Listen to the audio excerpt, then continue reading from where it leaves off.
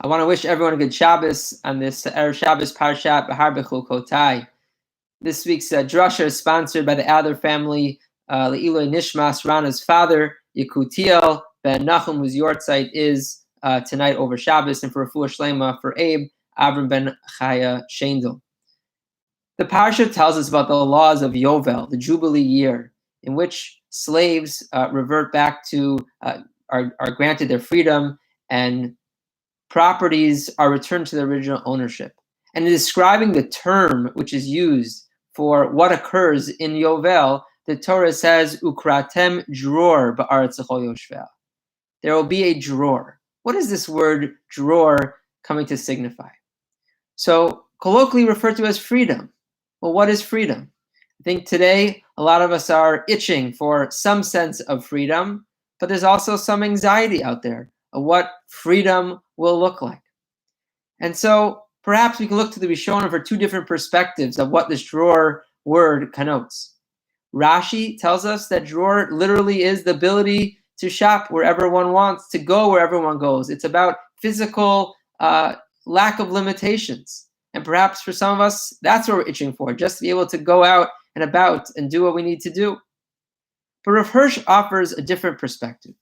Rav Hirsch notes that the word drawer is used in association with Yovel in terms of the return of slaves and property to its original ownership or freedom, but it also is used to describe in Sefer Tehillim as a particular bird, which is known as the tzipor dror.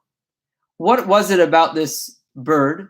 Chazal tell us that the bird is referred to as dror because this bird would act the same way, kebayit kebasadeh, whether it was out in the fields or in its nest, in its home.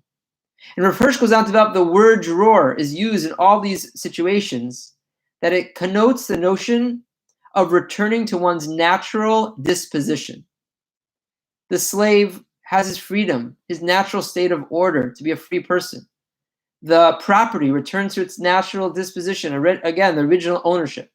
And the bird's natural disposition is unchanged, whether it's outside or whether it's inside.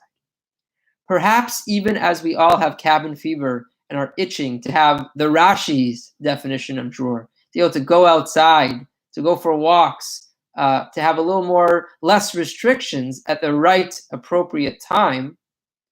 But there's also a teaching that I hope we've all inculcated, that of Hirsch's definition of drawer, that our freedom is actually most felt when we return to our natural disposition, and that is in our own homes. This process has been challenging on so many levels, but at the core, we're reminded that even if we have the itch to get back to work, and we have the itch and we are challenged by being home all the time, it's true that it's a challenging situation, but our natural place is actually to be in our homes. Our natural disposition is to be with our families.